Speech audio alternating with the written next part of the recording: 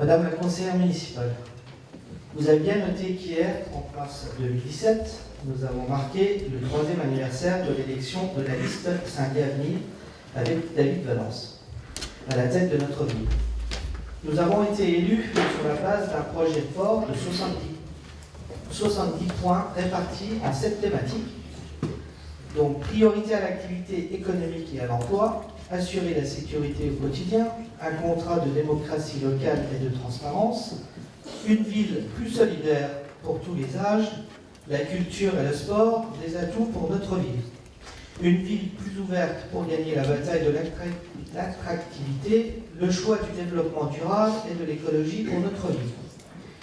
Sur ces 70 engagements, savez-vous que près des 2 tiers, 64%, ont été réalisés?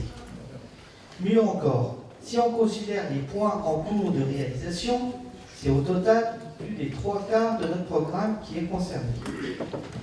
Donc, nous sommes donc fiers, madame, de notre travail à la fin de la première moitié du mandat. Alors, l'open data, les données ouvertes, me direz-vous, derrière cette question, il y a la notion de transparence. Transparent, nous l'avons été en sollicitant et partageant un audit réalisé par le cabinet Deloitte. Transparent, nous l'avons été en sollicitant un rapport de la Cour des comptes qui l'a rendu public. Transparent, nous le sommes lorsqu'on convoque la commission de finances pour approfondir les points financiers. Transparent, nous le sommes quand on communique à l'ensemble des élus l'ensemble des éléments financiers, quand on vote systématiquement le budget en décembre, alors d'autres adjoints aux finances attendaient mars ou avril. Nous sommes donc disposés à communiquer sur nos données. D'ailleurs, nous avons signé une convention avec la société déodacienne Iwatch afin de mettre en place un échange de données de consommation d'énergie et de fluide. Aujourd'hui, l'usage est interne, mais demain, il pourrait être tout public. Simplement, cette notion d'open data, le fait qu'un citoyen puisse à n'importe quel moment interroger ces données sur le net prendra un peu de temps, essentiellement pour des raisons techniques. J'attire votre attention sur le fait qu'en France, l'open data est un projet très répandu, reste que très peu de collectivités ont abouti, comme par exemple les Hauts-de-Seine, l'agglomération de Versailles, Grand Parc par exemple. Nous travaillons avec certains de mes collègues sur l'open data, donc ce projet sera lancé et nous allons mettre progressivement à disposition le capital numérique afin de soutenir l'innovation et la participation citoyenne.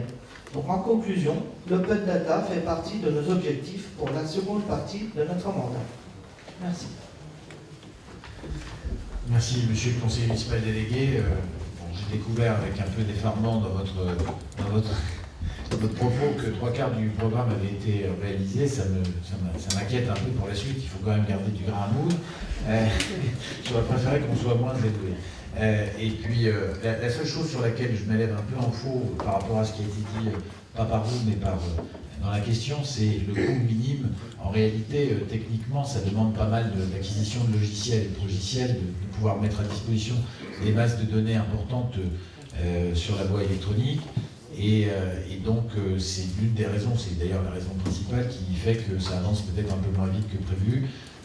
Dans les collectivités, vous l'avez dit, il y en a assez peu qui ont abouti. Dans les États, je crois qu'il y a la Lettonie qui a abouti et qui fonctionne aujourd'hui en open data, c'est-à-dire l'accessibilité en temps réel des données publiques. Il y a évidemment des contraintes de confidentialité qui, elles, ne disparaîtront jamais et qui sont bien évidentes pour toute autorité.